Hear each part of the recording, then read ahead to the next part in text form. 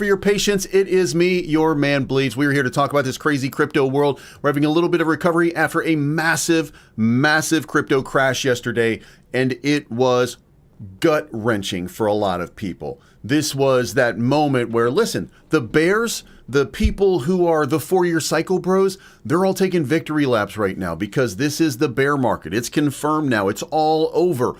Or is it? That's the question that we're going to be asking and answering today. And spoiler alert, I don't think that the rally is over. I think we're just in hibernation mode because of a lot of macroeconomic circumstances that are going to rapidly fix themselves. Make sure you hit the like button on the way in. Let's get after it. It's not financial advice, but always right.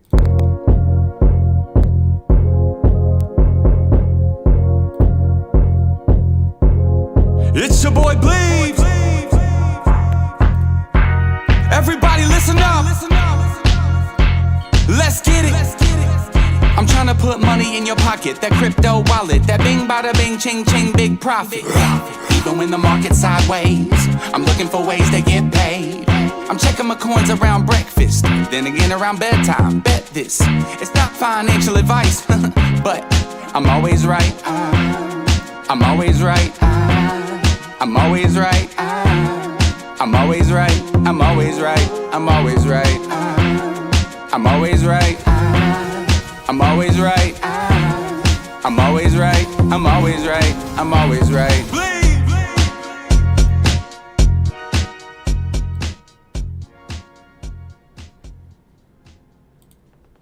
All right, guys. So it was bad yesterday. It got really bad yesterday. Not only that, we saw massive levels of liquidations that we had not seen since October 10. Like, this was one of the worst bloodbaths in crypto history.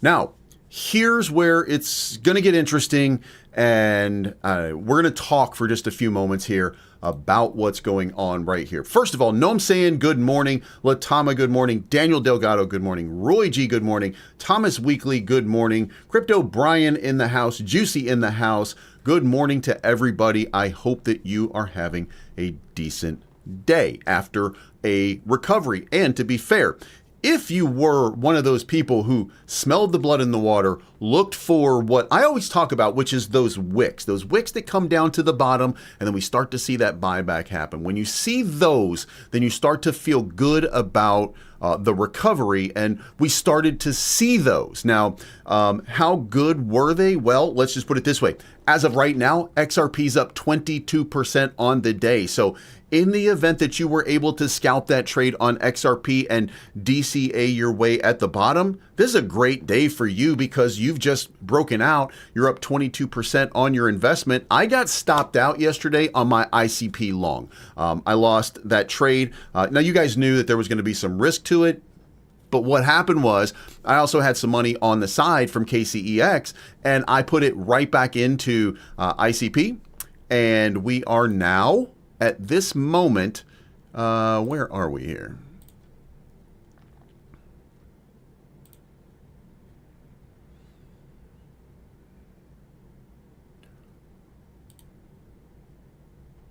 Waka.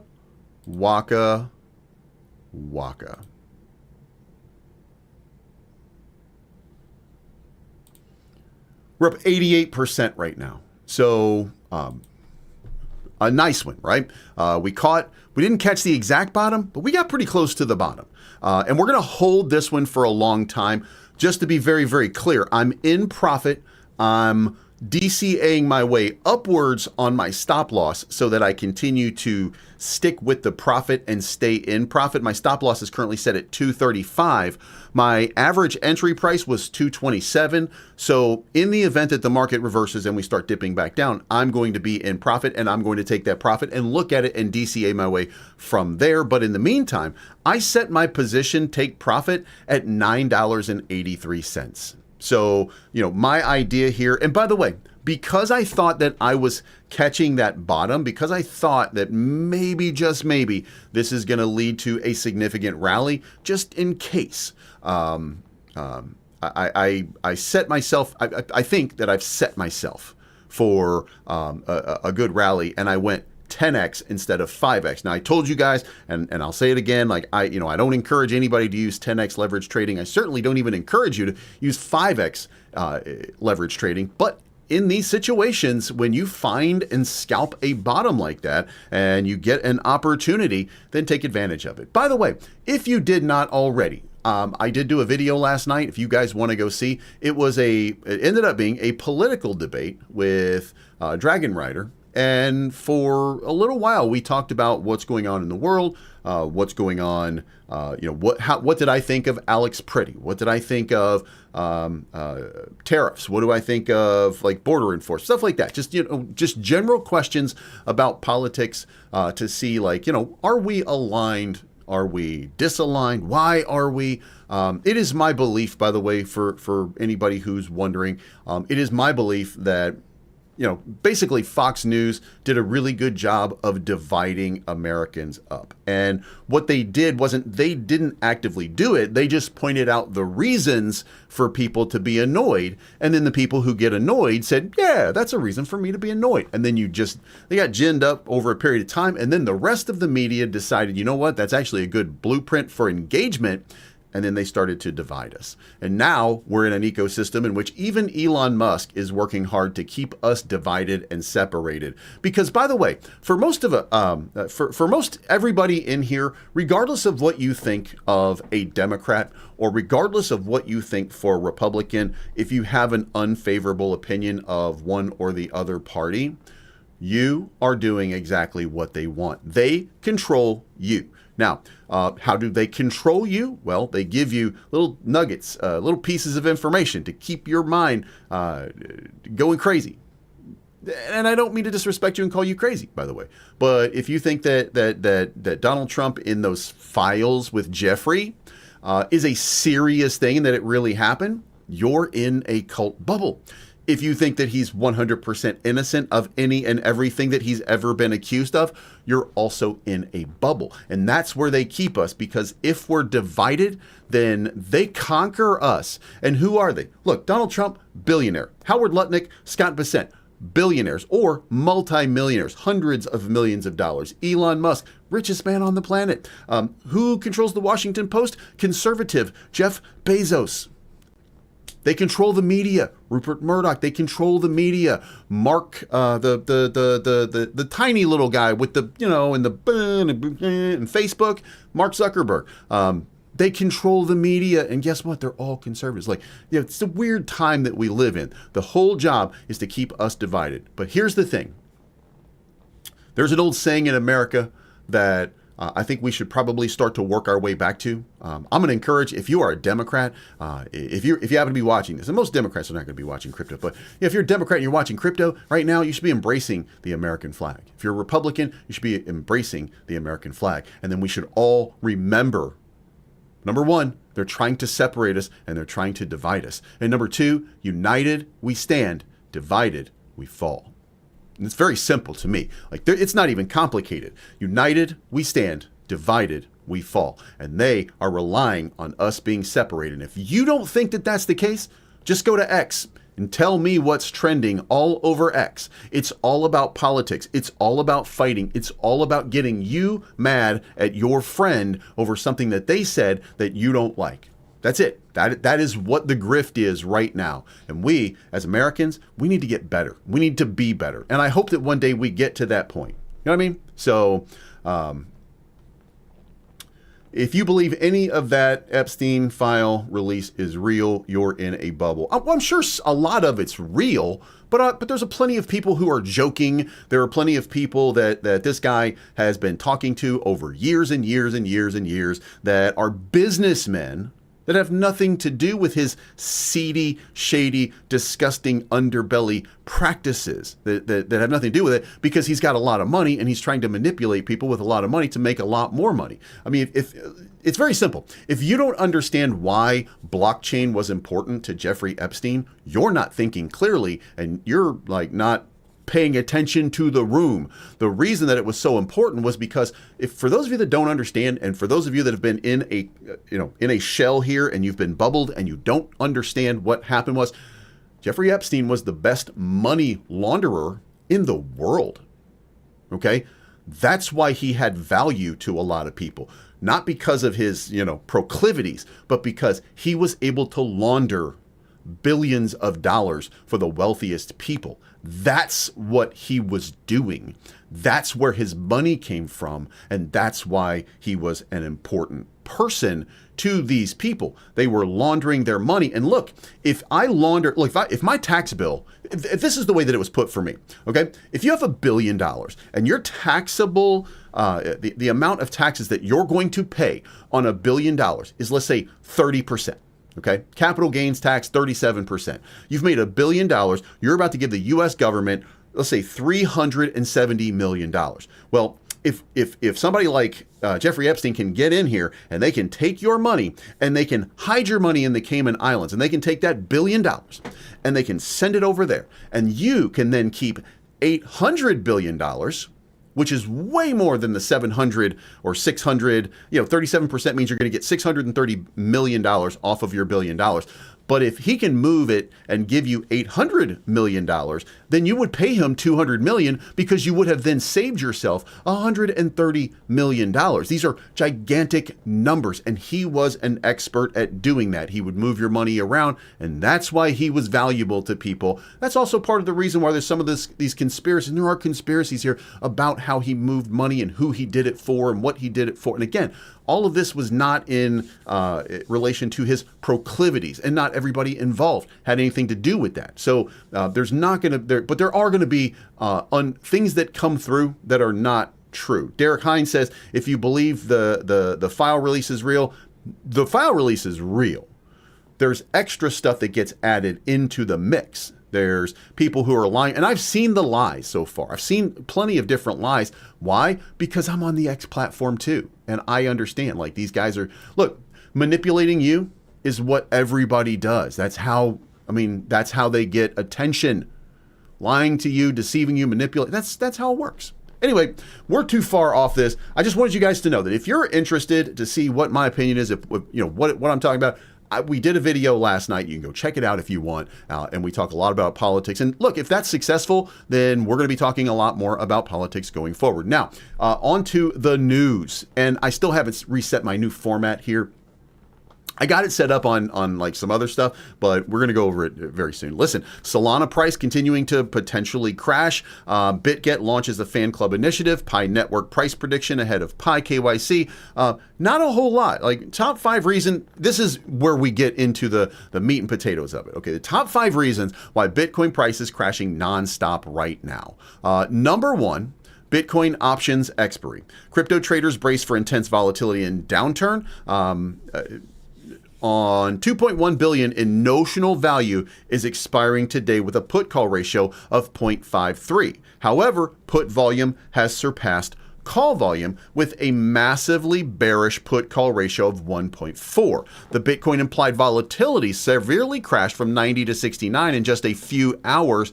The max pain price is now 80,000. So we are below max pain. Crypto traders anticipate that Bitcoin will consolidate between 65 and 70 until further signals from macroeconomic factors. And we don't have those. The one thing that we did get was Cynthia Loomis saying that because of Coinbase pulling out, which, by the way, Coinbase did the right thing in pulling out of the Clarity Act, but now it's going to be the spring before they are able to tackle it. So what they're doing is basically kicking the can down the road. And listen, I don't want that to happen. However, let's also recognize December 22nd, January 22nd, February 22nd, March 22nd. So we have 6 weeks.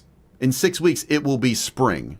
So I don't know how deep into the spring it's going to be, but there's really nothing that's going to happen in this market to begin with. What we're looking right now at is a potential perfect storm. That perfect storm being, number 1, the Clarity Act actually coming through, or we getting news about it.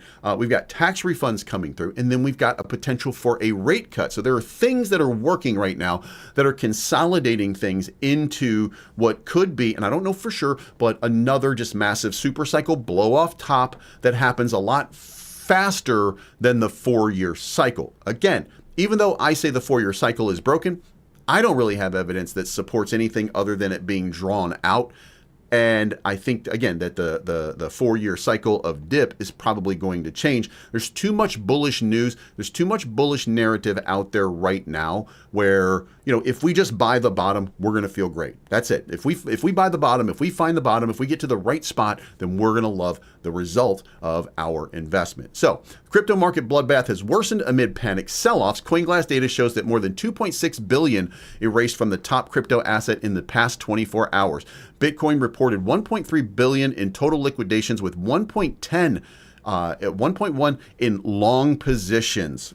580,000 traders were liquidated in the past 24 hours, with the largest single liquidated order $12 million on Binance. The crypto market saw multiple $500 million in liquidations every few hours. Also, there was massive ETF outflows, which we can see on our chart over here. Not as massive as it was the day before, but still $400 million in outflows. On the Ethereum ETF, they experienced it as well. Another massive outflow for them of $80 million. Solana, same thing. We had outflows, massive outflows the day before. Then we got that. Again, every couple days we get an outflow, and then we get that inflow continuing. So we got the continuation on Solana, and then for XRP, you got another continuation as well. But again, GXRP was down on the day. Continues to be down, by the way. It doesn't seem like they're getting any traction. But we had inflows, but they're small and minor inflows. It's good to see inflow, but I mean, it's only so much. Fear and Greed Index is now down to 9.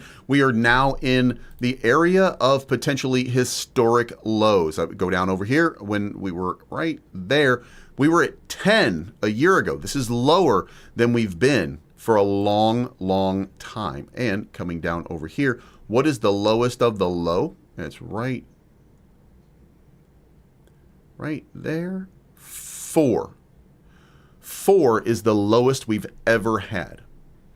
And we are real close to a 4 right now, sitting at a 9. So, and by the way, this market might not be done. This market could be cooked. Next up, tech stocks driven rout and macro factors. A tech-driven pullback stretched into a third session as fresh AI investments by companies raised concerns among investors. Now, a couple of things happened in tech assets, and that was Google announced that they were going to invest $140 billion into AI over the next very short period of time. Amazon shares started dropping 10% because they plan to ramp up capital spending of $200 billion, mostly funding towards AI projects. Qualcomm, as they tried to lower memory demands and inventory headwinds. So there were all these different little pieces right here that are letting you know that there are quote unquote cracks in the system, but it's a system that's being rebuilt, revamped, and remodified so that it's more in line with the future of technology, which is artificial intelligence. So this unwinding right now won't last. It's not going to stay, but it is an unwinding right now to create a buy opportunity as investors see some of these moves here. The fact that Google's making a massive investment, the fact that Amazon's making massive investments in AI, all of that means that their money is going to go into infrastructure companies instead of speculative asset companies like Amazon or Google. And what we'll see is some crazy rises in the price for the people who are building, and then we'll see the capital rotate back over into this digital tech stock, and we'll see Amazon start to run and rip again. We'll see Google start to run and rip again. These are buy opportunities for people with the risk appetite. So that is another really good thing in the market. I mean, again, this is where we're kicking these cans down the road. It's going to take a little while to unwind what's broken right now, but we are well on our way. So with that, here is the liquidations right there. You can see like we're really like, it's very tough at this point to look at anything but these really tight ranges right now. There's been so much. Apparently I logged myself out. Son of a bitch.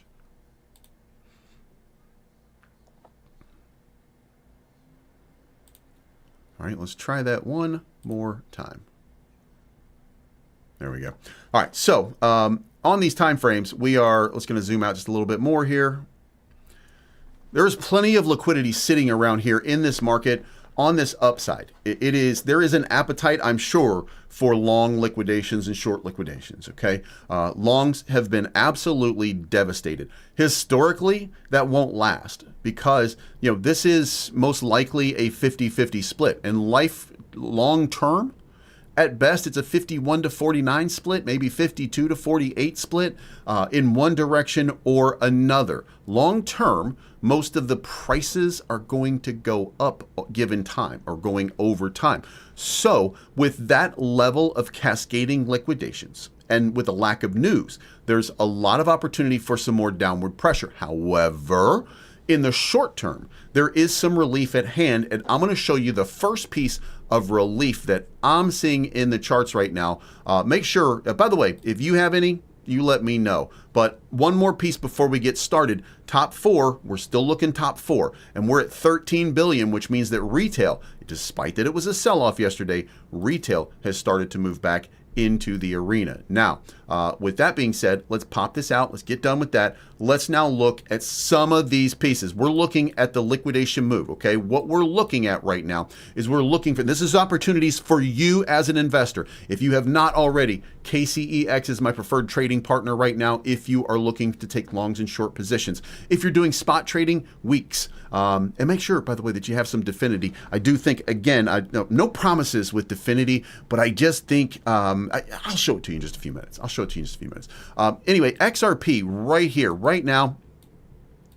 So we're going to do the Fibonacci pivot. Now, one of the things that I also did is I took the time this morning to make sure, because if you remember, the 0.45 is the area. 0.45 is the area of Fibonacci that Bitcoin respects. But what about Fibonacci XRP, the 618? Okay, so that means that most likely XRP is headed to the 618. Where is the 618? $1.92 right now, based on this pivot move that happened from the top over here, which was 241, down to the bottom over here, which was $1.11. Your Fibonacci level is $1.91. So even if you didn't buy this dip down here, I think there's still some more quote unquote meat on the bone, if you will, for a move into that range. Now, if we start right now and we buy right now and we go to the 0.45, that's a 14% gain. If you were using 5x leverage, that's 70%. It doesn't mean that I'm telling you should use leverage. I'm not telling you that. I'm saying that if you did and you got it right now, 14% times 5 is going to be 70%.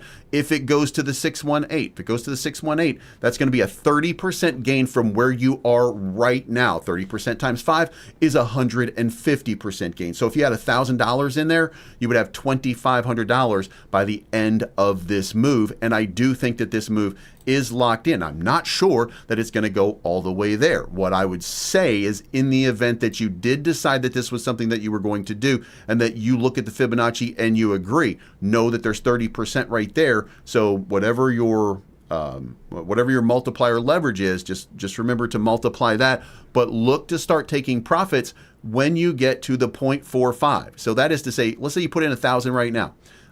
You go to 0.45, that's going to give you a 70% profit. Maybe take your initial out at that point and ride with a smaller bag at 70%, because then from that area, if it continues to go up from 0.45 to that 0.618, then your 0.7% that you've still got in there goes up exponentially as well, another 12-13%. So that 12-13% multiplied by, let's say, 5 means you got 60% more, which means that your 1,000, which became 1,700, now has another 60%, which is 1,120. So now you've over doubled your money, okay? And you did it as safe as you possibly could by responsibly taking your profit along the way. Now, if you decided to cut it even further and take more profit at the 0.5, you're still in good shape. You've still won. That's the important thing. Remember, a lot of us are stuck in a bubble where we're looking for the next 100x, or we're looking for the next 10x. We're looking for the next massive run. What we need to be looking for is the next scalp for 10%, the next scalp for 20%, the next opportunity to get a quick, bam, 50% fix every once in a while, rarely, on some smaller plays. If one of our big plays eventually works out, great. But the idea that it's going to, not in this market. Not in this market at all. By the way, we're up $160 billion so far on the day. So this rally, let's look at this rally so you can see exactly what's happening right here. Bitcoin, back up to 68,000, went below. By the way, look at this. This was the level that I said, like, man, are we going to go lower than that? And we absolutely did. Like, look, shout out to every bear. Like, you guys got it, and us, the bulls, man, we did not. We absolutely failed. And look, for you guys that follow me, I apologize to you. Like, I'm always going to be a bull, right? I'm not going to be somebody who likes to or thinks that we should be wise to short the market. I'm going to be that guy who looks at the chart and sees the upward momentum, sees the upward possibility, et cetera, et cetera. For example, just to give you guys some idea here, right? I see this move right here, right? And I see, let me show you what I mean. I see this move right here. I see this move right here. I see this move right here going up. I see this move right here, which was also just like this move right here. And I see the upward momentum, and I see the breakdown right here, and I see the breakdown right here. And then I see what happened next, which was new all-time highs. So now it's got me thinking new potential all-time highs. And if not all-time highs, at least tests of at or near those all-time high levels. Those are the things that I'm looking at. That's the kind of stuff that, for me, in my brain, that's what's playing out. When I look at these charts and I look at it over the daily, again, like, I'm making these correlations. I'm doing them post-fact, by the way. But, when I see the double top, like I said before, I told you guys that I thought that this was this right here. This was this.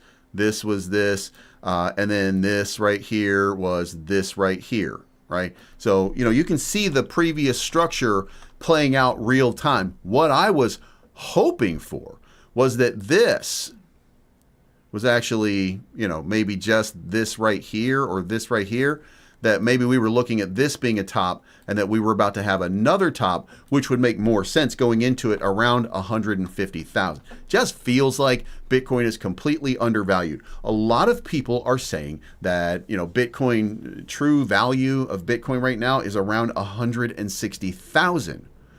True unrealized value, something like that.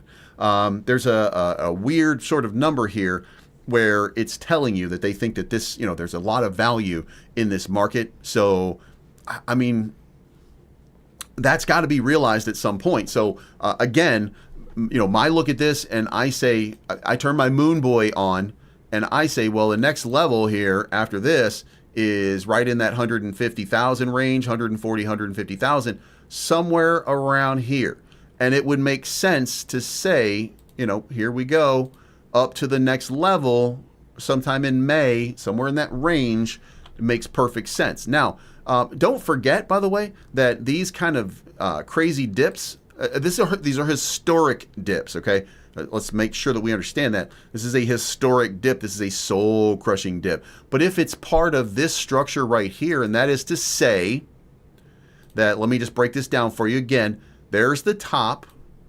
There's the secondary before the breakdown, which is right there. If this is our bottom for consolidation, here's our bottom for consolidation. Within 6 months, we were at or near a new all-time high. So we get a little consolidation here.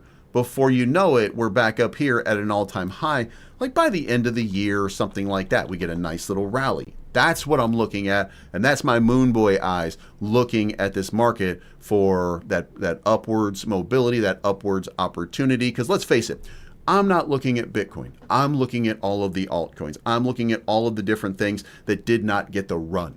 Okay, I'm looking for all the things that have had their liquidity extracted, and I mean gashed and extracted. And to be fair, like what we're doing is we're sitting here frustrated because the only thing about this is the manipulation. We are being manipulated, and we are being manipulated vastly by a system that absolutely hates your prosperity. And look, the system is not living, breathing, okay? But the people who control it, the market makers, the people who put the money in, the big money, they do not want you to make money, because if you make money, it comes out of their pocket, okay? That's the easiest way that I can put it for you so that you understand where I'm coming from. They despise your prosperity. And by the way, if you make money, if you make, look, if you buy, what are we talking about? If you buy Slay, the Slay token today, and in a day or two, it goes 100x.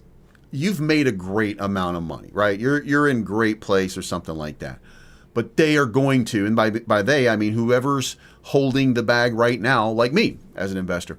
Whoever's holding the bag right now, they're going to take their profit along the way. That thing's going to dip. They're going to trick people into buying on the way up, and then they're going to extract the liquidity. And it doesn't mean that they are looking to do it. It's the investors, not the company or the corporation. Like there's no Bitcoin company. Bitcoin is not looking to do that. It's investors who are buying, who are watching the chart pump. It's early adopters who are taking profits along the way, which are they're no longer holding the floor, if you will, and then the price goes back down.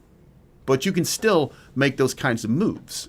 You know what I mean? Like So anyway, I've digressed way too far. Let's go look at the rest of these charts and let's see what's going on. To do this, we're going to go to a 1 hour chart. You can see this nice little recovery on the way for Bitcoin. Yesterday, what I told you over and over and over again as we were dumping into it was I'm looking for these big wicks to establish upward momentum. And by the way, when we got the wick right here, upward momentum. When we got the wick right here, upward momentum. When we got the wick right here, upward momentum. Does not mean that we're going up. It means that we've got some upward momentum for a short period of time. Now, if this move is in fact, whatever this move is that we just had is complete, and what I mean is if this move right here, this tiny Fibonacci move right here, from here to here, is complete, then you can expect Bitcoin to come back down at least to 64,800, which is the most common area, 0.45. And then you can see a bounce right here to the 236 one more time, back to 66,587. Then you see another steep correction back down into this range. And then you see upward momentum. And then we're going to have zoomed out and we're going to be feeling good because we're establishing upward momentum. Does that make sense? I hope I explained that the right way. And by the way, we're saying that speculatively, the market could still pour money into this for the entire day. Like we could get back all of the losses that we had yesterday. That could come back into the market today. I mean, this is a historically good run right now on a day, and it's a day, but it's a day of recovery. So we're up $177 billion right now. Bitcoin is up 10% right now. Let's keep going here because now it's going to get crazy here. Ethereum's up 8%, not running as fast as Bitcoin, but Bitcoin eats first. That's the narrative, right? Solana at $84. Solana came down to $67. It's now up to $84. Again, if you bought that generational dip, this is a great moment in time for you. But what about XRP?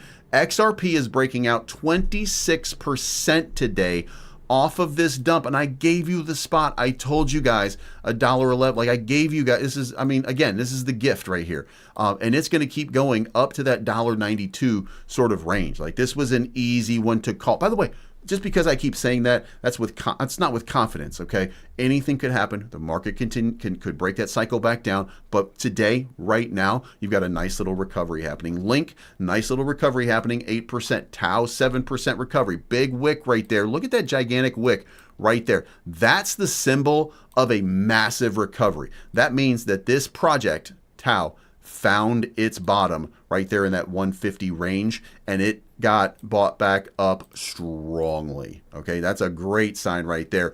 ICP, same thing. AI stocks and AI cryptos starting to get the benefit right there. We're on ICP. We are on an ICP long. So, we're hoping certainly for a continuance of this little breakout right here. Avalanche, we got the breakout. We got the wick. We got the candle right now. Again, this is where it looks like the start of a rally. But don't be fooled because we got it over here and it went up a little bit, went sideways and dumped. So that doesn't mean that we're done. We just got a nice little wick. That's where it starts. It's still going to have to start breaking towards the upside. And by the way, look at that. It still did the same thing that I told you before, establishing positive momentum on the hourly. This goes back to January 31st, and it was establishing new momentum. So if we do the same thing here and establish new momentum, we might get tricked into it. It might do this and then come down even further. So we're not out of the woods yet, but those are the things. These are all things that we're watching for right now. Trump is down to $3.49. Look,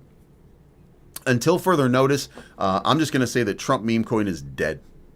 There doesn't seem to be any appetite from that administration And by the way, I shouldn't say the administration because Trump doesn't have anything to do with this. But Eric and Don Jr., these guys that are running World Liberty, like there doesn't seem to be anything for the Trump meme coin right now. If he does something or says something that provides and gives it value, we'll see a run. But until we get a meme coin super cycle, I don't think we're going to see very much. So anytime you accumulate at this point, I think is going to be ultimately good for you. But also remember that at $3, if at $5 we said it was done, at $4 we said it was done, at $3 we're saying it's done, it could be at $2 before you know it. So doesn't mean that it's not going to have a good run, doesn't mean that it's not going to be involved in some kind of massive breakout at some point. Just means that right now I just don't see anything happening on it. All right, Near Protocol up 8% on the day. AI narrative not taking over. AI narrative not the hot button here. Blockchain appears to be the hot button. So I think that's going to be the important one. But AI narrative at least having a recovery. Ondo Finance up 14% on the day, doing what it's doing. A same thing right here. And their candle was green. So that's even more bullish than that big red candle that most of these projects got. The big red candle over here on Pendle. If a break to the upside, we're looking for that break to the upside. We want to start seeing some real capital coming back into the market. And look, again, this is very simple. If this was enough blood, if this was enough sacrifice, if this was enough, maybe we found a generational bottom. If it's not, we're going to come down some more. Dev, no movement there. Again, I want to see some movement on Dev, but right now, nothing. Definity had a nice little breakdown right over here. Didn't break down very much though. So the move hopefully is going to come back up. We're looking for a break back into that sort of range right here. Doesn't mean, by the way, zooming out here, doesn't mean that, I'm not looking for an absolute explosive move, but I should see something moving into the value areas. And we establish, zoom out here a little bit, take 6 months worth of data, go to a volume profile to get, oh shit, I gotta, let me try that one more time. I got a DEFX. I need to get it on MEXC over here. Like we'll use MEXC right here. So we'll get the volume. We're going to take that and we're going to look at where are we right now. So we are below the value area.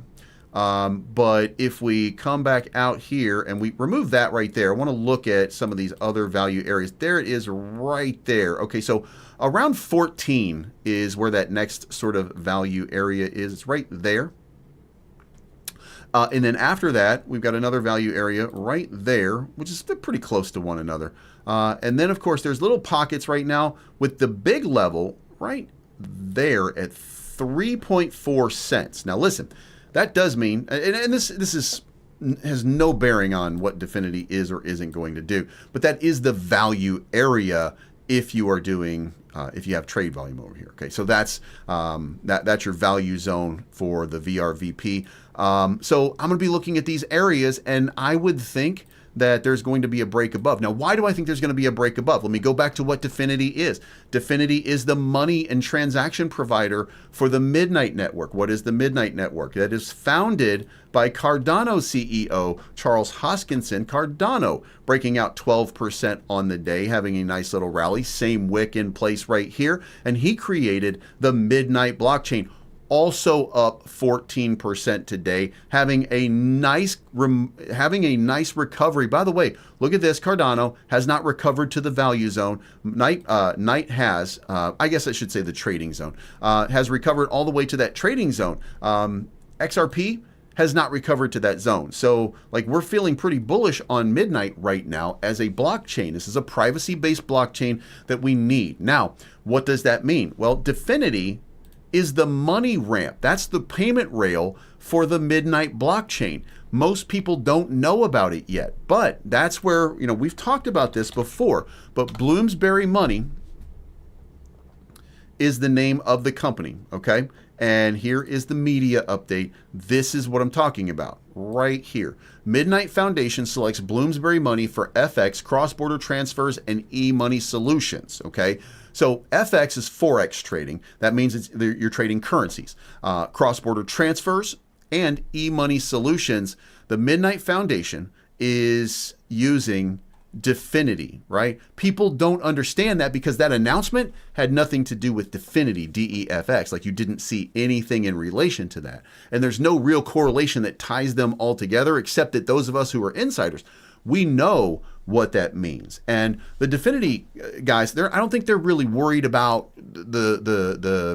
I don't think they're really worried about pumping your bag right now, the Definity thing. I think they want it to naturally just be discovered, and I think they want that crazy kind of movement. You know, somebody like me is going to start putting out Cardano content or midnight content, and people are going to be like, wait a minute, what is this other thing? Where is this money transmission thing coming from?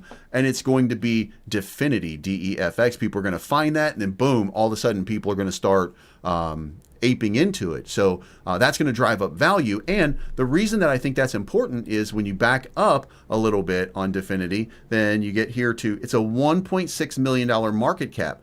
If it just went up to a $20 million market cap, that's what, a 14x from where it is right now? And it's only a $20 million market cap. This is a payment service provider for a $15 billion ecosystem in Cardano and Midnight. And it's not on Cardano. It's not on it's not part of ADA, but it is part of Midnight, which is part of Charles Hoskinson, which means that people who are following him, people who are into him, all of those people, anybody who's looking for that new opportunity in that ecosystem, they're going to find it and they're going to start buying. I just don't know when.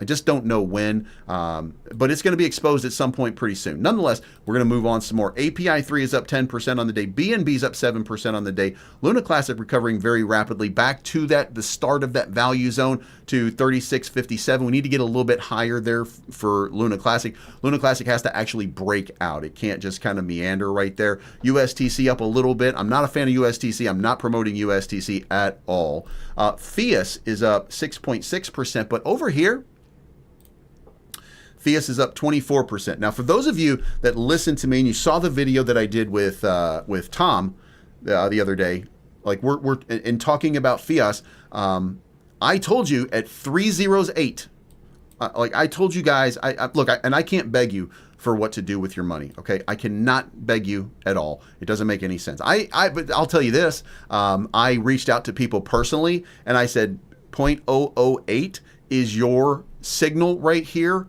for a reversal, okay? So I told everybody at 0.008 right here, if you got in, you're up 54, 55% right now, okay? Well, maybe not right now because it pumped a little bit harder yesterday, but at one point you were up 53%. Again, if you just took your profit at 50%, then, or you took your original investment out, now your $1,000 bag might be $500, but now you have an extra $500 in Fias. If Fias breaks out and it does a 2x from where it is right now, like I think it's going to do, and come back up to the top of this zone right here, then you've doubled your money with almost no risk involved other than your initial that you bought early on. Guys, it's just that simple. If you bought that Fias dip and you're making out right now like a bandit, don't get greedy. Be opportunistic. And the reason that I say that is because everybody else is opportunistic. That is why the chart goes up. That's why it goes up and down and up and down and up and now down. And then up one more time and then down and then up and then, maybe every once in a while you get a little breakout, you get a little moment where it kind of goes crazy. But generally speaking, take your profit along the way. You do that, you're going to be fine. Fias having a nice little moment right now. Again, overall, 24% right now. 27% over the last 24 hours. And by the way, on our meme kind of area here, meme linked is at 5.9 million market cap. Definity up 6% on the day. Slayhouse kind of trading sideways. TRWA up 4%. Dev down another 5%. I don't have anything positive to say about Dev short term, just long term. So, I'm still waiting to see, when do we get that move? You know what I mean? Buy and sell volume, by the way, 34,000 buy, 34,000 sell. So really, it's all about the price. Any kind of price appreciation right now is going to be all about Ethereum. Ethereum going back up here to look at that. See that? This is where I'm talking about. Like you see something like Midnight has already recovered to that little value trading zone right there. Ethereum, not even close. Like Ethereum is still down in this range. This is the value zone where all the trade volume is. So, you know, what you're looking for is a strong break back into this range. We're not getting close to that. That means that the rally on Ethereum is still not strong enough yet. And this is $2,300, by the way. Like, this is how bad it got on Ethereum in such a short period of time. So, you know, maybe just for Ethereum, investor confidence is a little bit shaken. But I mean, again, this is why we train. So careful. World Liberty Finance not recovering very well at all. Did have a nice little recovery off of the wick, but you can see already broke down again. That's a sign of a lack of confidence when the rest of the market is doing that, but almost to the point that you can barely see it in the breakouts. So World Liberty not looking strong. Trump not looking strong. DJT, by the way, was dumping super hard. It's super hard. For the last bunch of days here. So if you got Donald J. Trump, and by the way, there's TG, what is it called? TMTG or something like that. Trump Media, Trump, whatever it is, TMTG, I think it is merging with another company. And a buddy of mine told me how bullish that was. And I'm like, yeah, Trump Media only produces $1 million in revenue a quarter. Truth Social is almost a dead platform. It doesn't make enough money. So I don't see where the value is in DJT. Doesn't mean that there's not value. Just means that I don't see it yet. Like I don't see. Look, you can't have $1 billion company that only generates $1 million in revenue in an entire quarter. Like, that's nonsense. That's not a function. It's not a functioning, survivable company. That's a speculative investment that's going to do this kind of stuff right here and have massive dumps. So need to see more revenue, and hopefully this merger with DJT and whomever it is that they're merging with leads to some value for investors. Arrow is up 12.5% today. Again, you know, breaking, and you know that short correction that you almost can't even see. You can see it too much on Ethereum, in my opinion. Gold rallying back a little bit, up 3% on the day. Silver rallying back a little bit, up 7% on the day. But now we get into Aster 14%, Pepe 10%, VET 10%, Zcash 17%, HBAR 16%, Algorand 11%, Ether 17%, Arbitrum 7%, Assemble 10%, Band Protocol 11%, Brett 11%, Centrifuge 11%, Crow 10%, Dash 10%, Doge 8%, Fetch up 10%, Floki 11%, Graph up 11%, Jasmy 17%, Caspa 13%, having some nice breakouts here. Rio up 22% on the day, Render 11%, Pith 12%, Quant 15%, Sony, this is Sonic Chain. This is 11% right here. STX Stacks up 10%. This is a smart contract platform on Bitcoin. I think that's going to be important at some point. It's not important right now, but it will be important at some point in the future. Tars AI up 19% on the day. Theta up 11%. Troll up 17%. XCN, which is Onyx Coin, up 17%. Zebek Network. We got content coming out on Zebek Network today. This was too good an opportunity to pass up 34% on the day. Problem with that is still the same thing, value zone. But here's the great part for you. That zone, that trading zone was right there.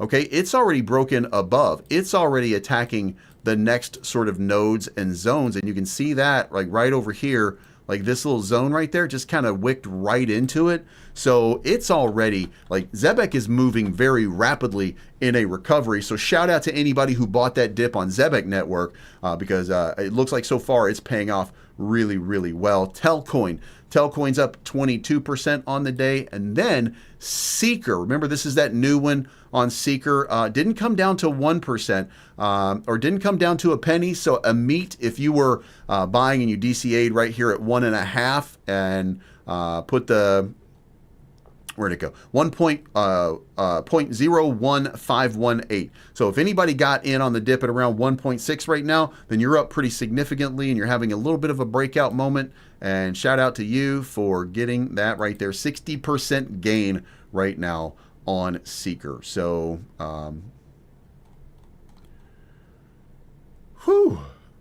Let's get back into chat right now. I've missed about a lot. Do you believe any of the Epstein file really?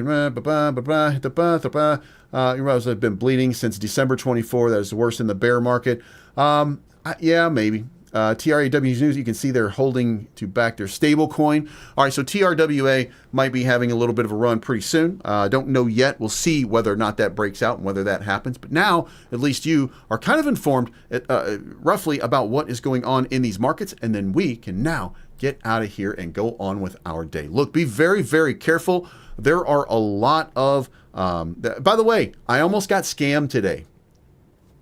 I had a meeting set up with a company, and this company had been reaching out to me for days upon days upon days upon days. Okay. They were reaching out to me, and they were, we want to set up a partnership. We got a project we'd like to talk to you about, stuff like that. Right. So then they send me a Zoom notice. So I go into the Zoom, and then while I'm in the Zoom, one guy shows up and he's like, we're waiting for the team. And then the team starts in the chat. They're like, hey, we're in South Korea right now at this event. Can we use Cacao or something like that? I think it's called Cacao, which is a South Korean chat platform. And the guy's like, hey, I'm sorry about this, but can we move to the Cacao platform? And I was like, sure. And we left Zoom, and then he sent me the link. And then instead of clicking on the link, I took the link and I copied it and pasted it. And I went to, I'll show you. There we go. It was called Cacao. And I said, is this link safe? cacaocorp.org. And it was going to be right there, right? And it says, no, this link is not safe and is very likely a phishing attempt. The link uses the domain cacao.org, which is not the corporate domain for Cacao. The legitimate domain is cacaocorp.com. Why this link is dangerous. This is a phishing attempt, right? They were trying to rob me this morning.